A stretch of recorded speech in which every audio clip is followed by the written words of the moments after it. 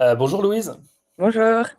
Bonjour à tous. Du coup, je suis Florent, le fondateur et CEO de Pimento, et on inaugure aujourd'hui la première session de nos rencontres avec des créatifs. Donc, on a l'honneur quelque part aujourd'hui de rencontrer Loïs Bonizek, qui travaille beaucoup sur l'IA, qui travaille beaucoup sur Pimento. Et l'objectif est que tu nous parles d'un de tes projets, que tu nous expliques en quoi l'IA t'a aidé, en quoi l'IA t'a complété quelque part, en quoi elle t'a permis d'aller un peu plus loin sur un cas d'usage très spécifique. Et on va surtout se poser la question aujourd'hui, dans quelle mesure l'IA peut accompagner des jeunes marques, des marques avec des petits budgets ou des marques avec des moyens limités, pour leur permettre quelque part de jouer dans la cour des grands et vraiment d'exploiter leur potentiel créatif et tout leur univers de marque. Et peut-être avant de commencer, du coup, Louise, merci encore de ta disponibilité. Avec Euh, plaisir. Est-ce que tu peux déjà te présenter, nous dire un peu qui tu es, ce que tu faisais avant l'IA et depuis quand tu utilises l'IA? Alors moi, je suis directrice artistique depuis 8 ans maintenant, principalement dans le secteur de la mode. Mais j'ai commencé en tant que motion designer, donc animation 2D, effets spéciaux, post-production. Et en fait, c'est en étant engagée dans un média mode entièrement digital, MAD officiel, que j'ai appris à faire de la direction artistique et donc à répondre à des briefs en fonction des clients donnés, parce qu'on pouvait avoir autant un jour un Chanel que le lendemain un Nike. Il fallait trouver comment s'adapter à ce client et tout en gardant ses valeurs.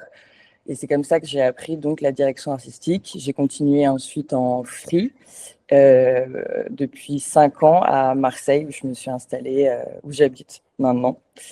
Donc voilà, et l'IA est rentrée il y a à peu près un an, quand j'ai voulu un peu renouer avec cette âme de geek que j'avais un peu perdue, et où j'ai vraiment trouvé cette manière pour moi d'avoir un nouvel outil aussi pour répondre à des clients, et notamment aussi à des clients, comme tu dis, qui sont des plus petites marques et qui ont quand même des envies de visuels qualitatifs avec des budgets plus réduits.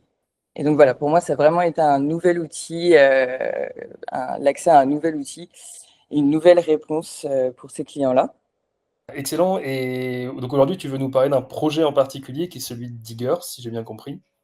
Ouais, c'est ça. Donc la marque Diggers, qui est donc une friperie basée à Marseille. Et elle est venue avec une problématique assez intéressante où, en fait, tous ses vêtements sont uniques. Et donc, pour elle, faire une campagne avec des habits qu'elle a chinés était un peu compliqué, parce qu'une fois que la personne a vu la campagne, l'habit peut être déjà vendu, et donc créer une frustration chez le client. Donc, en fait, l'idée, c'était de créer une campagne qui, en même temps, gardait toutes les valeurs de la marque sans montrer les habits qu'elle vendait. Et voilà, moi, c'est là où l'IA a été une réponse assez évidente pour ce cas en particulier. Ouais. Et donc, Excellent. c'est Et là. du coup, est-ce que tu pourrais me dire globalement quels ont été les avantages de l'IA pour toi, déjà dans ce cadre-là, et ensuite pour la marque en particulier?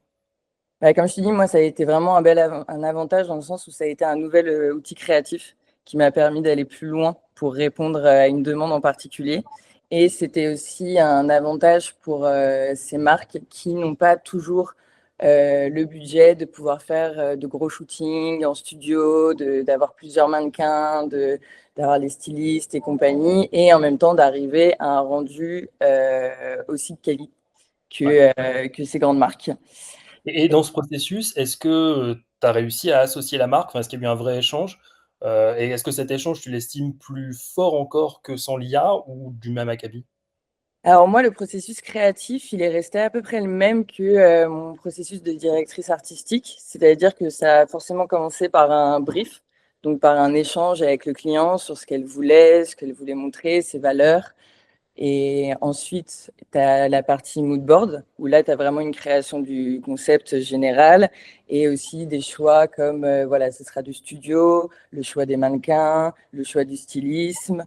Ensuite, on a évidemment la création des visuels, et ensuite le choix des visuels et la post-production. Donc moi, tout mon déroulé créatif a été le même que pour mes autres concepts, et c'est vraiment au moment du mood board que l'IA rentre comme outil qui vraiment va servir au projet, qui a été réfléchi pour le projet, qui en gros là était d'utiliser sa baseline qui est Thanks It's Vintage sur tous les habits pour insuffler un peu tout ce que représente la marque. Excellent. Enfin, du coup, c'est excellent de savoir que les 4 ou 5 étapes de ton parcours en tant que tel, enfin de ton processus créatif en tant que tel, n'ont pas du tout été changées, mais que tu as réussi à incorporer plus ou moins d'IA dans chacune de ces étapes pour notamment répondre au brief qui était de ne pas réutiliser des objets qui existaient, enfin des produits qu'elle vendait puisqu'ils allaient rapidement disparaître. Et il me semble que tu as préparé justement quelques visuels que tu as produits campagne. Et je pense qu'il serait hyper intéressant de remontrer toutes ces étapes, enfin, du brief, du mood board, la création des mannequins, des visuels et de la post-prod, et qu'on comprenne en quoi l'IA en général et Pimento en particulier a pu t'accompagner. Parfait. Donc, je vais pouvoir d'abord vous montrer un peu les visuels finaux. Ouais. Trop bien. Donc voilà, donc toujours en utilisant sa phrase Thanks It's Vintage. C'est ça vraiment qu'elle est garder la ligne éditoriale en gros de cette campagne, mais on est passé donc par pas mal d'étapes. Donc d'abord le brief où elle m'a parlé de cette baseline, de sa problématique, tout ça, où là j'ai eu comme réponse l'IA. Ensuite, alors juste, je me permets là. Dans le brief, aujourd'hui, il n'y a que 2 éléments, à savoir, un, je ne peux pas réutiliser des produits existants parce qu'ils ils sont plus en magasin très vite. Et deux, je veux que mon Thanks It's Vintage revienne sur l'ensemble des visuels. Il n'y avait pas de ligne particulière en termes de stylisme, en termes de DA, en termes de rendu visuel, ou est-ce qu'elle avait déjà une idée quelque part de là où elle voulait emmener sa marque? Elle avait une idée, mais ça a été surtout un échange à ce moment-là. Voilà, on s'est dit qu'on voulait que ce soit le mannequin et l'habit au centre. Donc déjà, ça a été une réponse assez évidente pour nous que ça se passerait en studio pour que ce soit vraiment concentré sur l'habit. C'est vraiment le moment du mood et du concept où là, on a établi toutes ces choses-là, où elle est aussi intervenue beaucoup dans le stylisme. C'est là où vraiment l'IA est vraiment un outil qui est quand même au service de l'humain. Et je trouve que cette campagne le montrait pas mal, notamment dans sa manière de s'être impliquée dans le stylisme et comment la phrase pouvait s'intégrer dans les vêtements, tout ça. Il y a eu une vraie réflexion aussi dans le choix des mannequins, où voilà, le fait d'avoir un mannequin plus size, c'est très important pour elle. Donc il y a vraiment eu cet échange pour créer tout ce concept de studio blanc, de flou. Voilà, à chaque fois, on a créé c'est net au niveau de la phrase parce que c'est vraiment ça qui doit rester le point central de la campagne et le flou tout autour. Donc voilà, c'est des réponses qui sont venues un peu dans le mood board en échangeant beaucoup avec Chloé, donc celle qui a fondé Diggers. Ok, donc alors, en gros, si je répète, on a un brief au début, on ne peut pas montrer des objets, il faut qu'on montre par contre la catchphrase. On a rapidement, on veut mettre les mannequins avec de la diversité et quand même un certain type de vêtements au cœur de la campagne. Vous dites rapidement que c'est du studio parce que justement on veut mettre en valeur le produit. Et du coup, vous partez sur plutôt des mood boards dans un second temps pour commencer à le stylisme. Et le moodboard aussi, c'est surtout, moi je l'ai créé justement pour utiliser la plateforme Pimento qui permet en gros en gros on fait son moodboard, on le remplit dans style esthétique et ensuite toutes les images auront ce style. Donc moi j'ai mis du temps à créer en gros un moodboard comme ça où en gros j'ai créé des visuels de studio blancs avec de l'intelligence artificielle, qu'ensuite j'ai retouché grâce à Photoshop et After Effects pour toujours avoir cet effet de flou, et qu'ensuite j'ai enregistré sur la plateforme Pimento pour garder toujours le même esthétique. Donc ça a été le process avec la plateforme Pimento. Donc ça, c'est que tu utilises une IA, donc qui peut être celle de Pimento, de Midjourney ou n'importe quelle autre IA, qui te permet d'avoir, avec la cohérence de tes prompts, un modèle, un type d'image, imagine des couleurs aussi, et un certain style de photos qui sont cohérentes. Ce qui est hyper intéressant, c'est que tu fais quand même un peu de post-prod sur ces images-là pour assurer encore plus de cohérence. La post-prod, tu la joues sur quoi? Tu joues sur le flou, tu joues sur les couleurs aussi? C'est ça, je l'ai joué sur les couleurs, un peu de saturation et surtout sur les flous que j'ai créés. Ok. Donc ça t'assure comme ça déjà une énorme consistency. Cohérence. Ouais. Et est-ce que tu as eu du mal à avoir de la cohérence, sur ces images, Bah, en avec fait, un peu classique? moi, j'ai réussi à avoir cette cohérence assez rapidement parce que donc j'ai créé déjà ce style, ce mood board avec ce style et ensuite j'ai créé mes mannequins. OK. Donc voilà, on avait Billy et Ellie et en fait, sur Pimento, tu peux mixer tes mannequins avec, ton style, et ce qui m'a permis de garder une cohérence tout du long, OK. de la création de mes visuels. Ce que tu aurais pas pu faire avec une IA classique, enfin, ce qui aurait été beaucoup plus dur? C'est ça, le fait, en fait, vraiment le plus avec la plateforme Vimanto, ça a été vraiment ce mix de caractère et de style qui m'a permis de pouvoir aller assez vite derrière dans la création de mes visuels tout en gardant cette cohérence. J'avais mes deux mannequins, j'avais mon style et même si dans mes prompts, je gardais quand même, en fait, à la fin, j'avais même plus besoin de marquer Billy avec ses cheveux courts, son carré noir, nanana, parce qu'elle était déjà préenregistrée dans mes caractères Pimento. Donc ensuite, j'avais juste à donner le stylisme en général, la position et un peu d'éclairage studio, tout ça, pour avoir à chaque fois des images cohérentes entre elles, quoi. Excellent. Et comment ça se passe la création d'un mannequin IA? Alors au départ, justement, donc bon, il y a d'abord le mood board avec des visuels déjà existants, un peu du physique que je voudrais avoir. Que ensuite je redéfinis en prompt, aussi à l'aide de ChatGPT parce que c'est vrai qu'il m'aide aussi à avoir les bons mots pour l'IA parce qu'ils se comprennent, ils ont le même vocabulaire. Donc en fait au début je décris de manière très détaillée mon mannequin pour avoir plusieurs visuels de ces mannequins. Quand je vois que certains sont assez ressemblants, je les regroupe pour créer vraiment un caractère qui sera toujours le même après. OK. Et est-ce que là, tu échanges avec, la cliente? Justement, parce que tu disais que c'était hyper important pour elle d'avoir la diversité. Là, vous êtes finalement arrivés sur 2 mannequins. Ouais. Est-ce qu'il y a eu beaucoup d'échanges ou est-ce que directement vous saviez que vous allez partir sur ces deux profils? Non, il y a eu pas mal d'échanges parce que c'est vrai qu'au début, moi, j'avais créé Billy, qui était assez évidente pour moi. Et au début, je voulais garder qu'un seul mannequin. Et c'est en rediscutant avec elle que vraiment il y avait cette idée de vouloir mettre un mannequin plus size que j'ai retravaillé derrière grâce en fait à ce retour de Chloé qui était très important pour elle en fait. Donc Et tout au long des étapes, il y a eu des échanges avec Chloé qui m'a permis quand même d'aller plus loin dans ma réponse à son concept, quoi. et est-ce que le fait, alors je sais que c'est une question, que certains se posent et qui fait un peu débat aujourd'hui. Est-ce que le fait que ces mannequins ne soient pas existantes quelque part, enfin que ce ne soient pas des références à des vraies personnes, là où d'ailleurs tu vends des vrais vêtements, ça a été un sujet, ça a été une question ou pas dans vos échanges? Pas vraiment pour ce brief-là, parce qu'en fait, pour nous, l'IA est tellement apparue comme une solution à sa problématique qu'ensuite, c'est vrai que voilà, il y a quand même eu tellement d'échanges et d'humains là-dedans Mmh. que le fait de créer, en effet, de manière complètement, enfin, de créer grâce à l'IA les mannequins n'était pas une question. Enfin, en fait, on savait pourquoi on utilisait de l'IA aussi, et on voulait aussi le faire de A à Z. Donc, Ah, c'est excellent ce que tu dis, c'est qu'en fait, il y a tellement de processus humains dans votre débat, dans vos échanges, et vous avez tellement travaillé quelque part ce que vous voulez comme rendu, que finalement le fait que la personne là, que Billy ou Ellie n'existe pas, ne posait pas de sujet parce que pour vous, la réflexion était tellement humaine et tellement, enfin, pleine d'humanité que le résultat en tant que tel, que ce soit une vraie personne ou pas une vraie personne, importait peu. ouais, en gros, c'est ça. OK. C'est excellent, c'est excellent.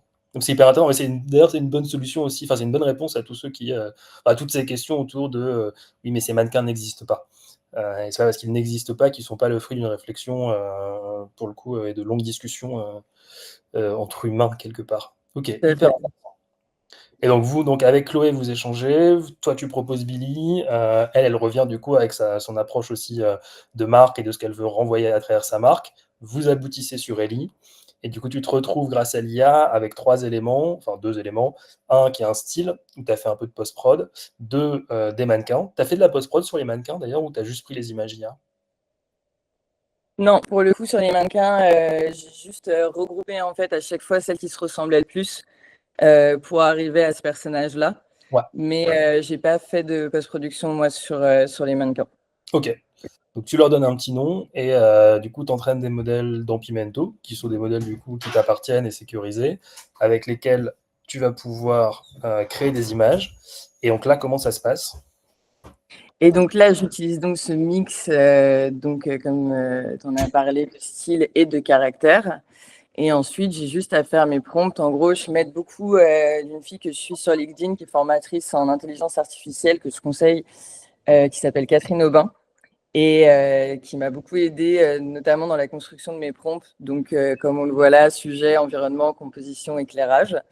Donc, à chaque fois, après, moi, j'avais même plus besoin, là, je l'ai mis, mais j'avais même plus besoin de redire exactement à quoi ressemblait mon mannequin, vu qu'il était déjà enregistré. Mais en gros, après, ça me permettrait de voilà, mettre la position, comment elle était habillée et l'angle de vue qui était aussi important. Et donc voilà, moi, je me base vraiment sur cette suite d'éléments pour créer mon prompt. Et les idées, parce que là, du coup, je vois qu'il y a beaucoup d'idées. Enfin, le prompt est quand même assez long. Tu as des idées de couleurs, tu as des idées de pose, tu as des idées justement d'angle de vue. D'où elles te viennent? Bah, ça, c'est d'avoir aussi beaucoup bossé dans la mode, d'avoir fait beaucoup de shooting, beaucoup de tournages. Donc après, voilà, moi, c'est vrai que j'ai déjà certaines bases d'angle de vue, de lumière, de tout ça, mais ChatGPT peut être d'une grande aide dans ces moments-là parce que voilà, si on ne sait pas exactement comment, moi, je sais que ça, c'est un shot médium, mais voilà, si quelqu'un veut dire, bah, je veux que ce soit de la taille à la tête, et qu'ensuite, il peut demander à ChatGPT de l'aider à synthétiser tout ça avec les mots adaptés euh, pour vraiment que le prompt soit le plus précis possible. Et aussi, j'utilise pas mal une des fonctionnalités Pimento qui est Enhance Your Prompt, un truc comme ça. Et pour vraiment être le plus précis possible, ça va m'aider à être vraiment très précis dans la réflexion, dans la rédaction du prompt. Ah, c'est là, c'est la fonctionnalité qui te permet, à partir d'un prompt un peu simple, de l'augmenter, de mettre en place le contexte, de comprendre un peu ce que tu veux pour avoir un prompt un peu plus précis et poussé qui te donne des images plus précises. Et du coup, tu génères combien d'images? Enfin, est-ce qu'il y a un échange où tu vas dire, OK, par exemple, j'ai ce résultat-là, finalement, la main, elle me plaît pas, ou j'aperçois que la lettre, c'est pas une lettre D que je voulais sur la banane, mais plutôt une autre lettre. Est-ce que tu itères beaucoup comme ça sur un même résultat? Ouais, je génère beaucoup de photos pour un visuel à la fin. C'est là aussi où l'humain va être très important dans tout ce processus créatif parce c'est le choix. Parce que c'est vrai qu'en intelligence artificielle, tu peux générer beaucoup, beaucoup de visuels et il y a vraiment un travail et une réflexion dans le choix des visuels pour que il soit déjà, qu'il y ait une symbiose entre tous, et puis trouver celui où la phrase se lit le mieux, où les couleurs ressortiront le mieux, où le mannequin a une pose adéquate. Enfin, donc voilà, là, l'humain rentre vraiment en jeu dans le moment des choix des visuels, après avoir généré un grand nombre de visuels, pour vraiment qu'il y ait une cohérence dans l'ensemble de ce que tu vas proposer à la fin. Et là, Chloé, du coup, ta cliente, elle intervient dans ce choix, et si oui, à quel moment? En fait, est-ce que tu lui présentes ton board avec des dizaines de milliers d'images potentiellement, Non, ou est-ce que tu présélectionnes, ou est-ce qu'elle arrive, il n'y en a plus que 5? ouais, alors je fais quand même une présélection. Alors, où j'en donne plus que 5, mais il y a quand même une présélection, parce que sinon, ce serait vraiment indécent comme nombre de visuels à proposer. Et puis, c'est vrai que ça fait partie de mon rôle, en fait, de pouvoir choisir les visuels les plus impactants. Donc, il y a quand même un pré-tri avant.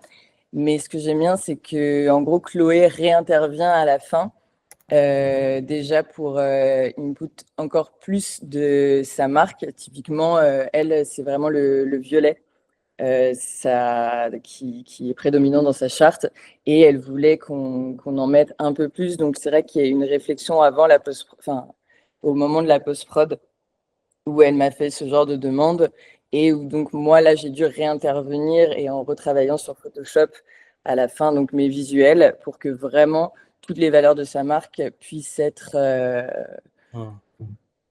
présents à la fin quoi. Donc oui, Excellent. oui, quand même, elle réintervient à un moment. Donc, tu as l'itération à la fois sur de l'IA, c'est-à-dire que tu vas pouvoir lui montrer, elle va pouvoir sélectionner certaines directions et du coup, toi, commencer à réitérer sur de l'IA. Mais il y a aussi dans cette phase d'itération de la post-prod pour intégrer ses retours et t'assurer que tu es le plus possible dans la ligne de la marque. C'est ça. Et est-ce que tu fais de la post-prod au-delà de la réintégration de, bon là, en l'occurrence, la couleur violet, pour l'amélioration de l'image en Alors, général ou de la cohérence de pour l'image? ce projet, j'ai eu seulement à retravailler les couleurs parce que j'avais vraiment bien réussi à travailler mes moods en amont, comme je te disais, sur les mannequins et sur le style de photo et grâce aux retouches que j'avais déjà fait au départ avec les flous, tout ça. Donc, en fait, j'ai pas eu énormément de post-prod à part dans la couleur. Ok, ah, excellent. Ni, ouais, même pas de resize, de crop, enfin, tu avais réussi à trouver les bonnes approches dès le début? Pour les formats, forcément, je en ai fait plusieurs parce que en fonction que ce soit Insta ou des Reels ou en story ou sur LinkedIn, voilà, on a eu des formats carrés, des formats 9/16, des 3/5. Donc ça, chaque visuel a chaque format. Ok, très bien. Excellent. Et du coup, là, ces visuels, tu saurais dire combien tu as généré de visuels? Enfin, d'ailleurs, est-ce que ces visuels sont déjà en production, sont déjà utilisés ou en partie été dévoilés? Ouais, en partie. Alors moi, je lui ai tout livré. Donc à la fin, on s'est arrêté sur une dizaine de visuels. Qui ont été livrés et elle les poste un peu au fur et à mesure. En fait, c'était aussi l'idée de ne pas avoir une campagne à chaud avec des habits qui sont existants et de pouvoir, comme ça, pouvoir les publier sur son Insta un peu au fur et à mesure quand elle l'a décidé dans sa ligne éditoriale, en tout cas de son Insta. Mais tout a été livré, on s'est arrêté sur 10 visuels. On Et mettra, on mettra le blaze Insta en commentaire de la vidéo pour que chacun puisse aller voir aussi le ouais. profil. Et tu sais s'il y a déjà des retours? Enfin, est-ce qu'elle t'a fait des retours sur la réception de ces visuels? Bah, elle était vraiment ravie parce que c'est vrai que c'était vraiment déjà, elle voulait avoir une campagne très mode, très studio, tout ça. Donc, c'était vraiment, ça lui a vraiment permis d'avoir cette campagne qu'elle avait en tête depuis vraiment des mois et des mois et qu'elle ne voyait pas comment elle pouvait aboutir à ce résultat-là. Et en plus, voilà, l'IA aussi, c'est plein de questions, plein de nouveautés. Donc, c'était aussi très intéressant pour elle de se plonger là-dedans et de voir à quel point c'était en fait un outil qui était au service de l'humain pour répondre à ces problématiques-là. Donc, non, on a eu des très bons retours et elle était assez ravie de cette finalité, quoi. Et limite, vous êtes allé un peu plus loin parce que, un, vous avez défini le style, donc qui correspondait à ce qu'elle avait en tête déjà. Deux, j'ai l'impression que vous avez aussi déterminé des personnes qui vont accompagner la marque. Tu sais si elle a vocation à garder ces deux modèles ou au contraire si elle veut en faire des dizaines et continuer de développer les personnes qui vont incarner sa marque, ou est-ce que finalement, ces deux personnes, que Billy et Ellie, qu'elle commence à poster, vont peut-être rester là où elle s'y attendait pas forcément d'avoir des mannequins qui restaient. Alors en plus, c'est difficile, je pense, quand tu as une marque, d'avoir un mannequin, de reprendre toujours le même, qui n'est pas toujours disponible. Euh, Là, tu vas pouvoir quelque part, de manière intemporelle, incarner ta marque. Bah oui, c'était exactement. Bah, c'est vraiment pour ça que moi j'ai tenu à créer vraiment deux mannequins spécifiques pour cette campagne, pour vraiment qu'ils soient dédiés en gros à Diggers, quoi, que ce soit les mannequins de Diggers et qu'elles puissent, oui, si à l'avenir avoir un autre shooting qui peut être pour le coup fait en extérieur, tout ça, mais que ces mannequins reviennent et du coup qu'on comprenne aussi cette ligne ce fil rouge qui restera malgré les changements de concept, de brief, de tout ça, mais qu'en tout cas, ces fils-là, en fait, soient la valeur fil rouge de ces différentes campagnes. Excellent. Ouais, ce qui pour une petite marque en plus, qui même, ouais, qui même, enfin, j'allais dire une marque de vêtements, mais là c'est même pas l'enjeu de la marque, là c'est l'enjeu de la manière dans la mesure où les vêtements changent tout le temps. Il y a vraiment un sujet de comment est-ce que tu réussis à garder une ligne éditoriale, et c'est effectivement extrêmement difficile au-delà de la catchphrase et de la couleur violette du coup, et éventuellement un style, mais qui peut évoluer en fonction de la saison, en fonction de la ligne éditoriale. Ça va permettre d'avoir des Ouais, de garder cette unité. Ouais, une unité excellent. Ça donne très envie d'aller voir le profil Instagram, du coup on ira tous, tous le regarder. La Et boutique est super. Si vous faites un tour à Marseille, je vous la conseille. ok, Vraiment. on mettra l'adresse aussi du coup en commentaire de la vidéo.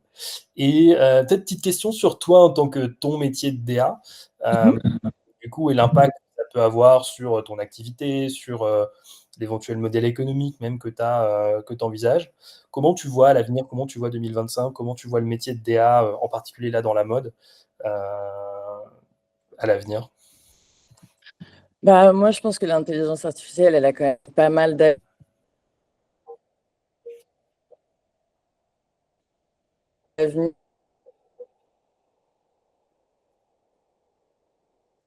à avoir de très beaux résultats.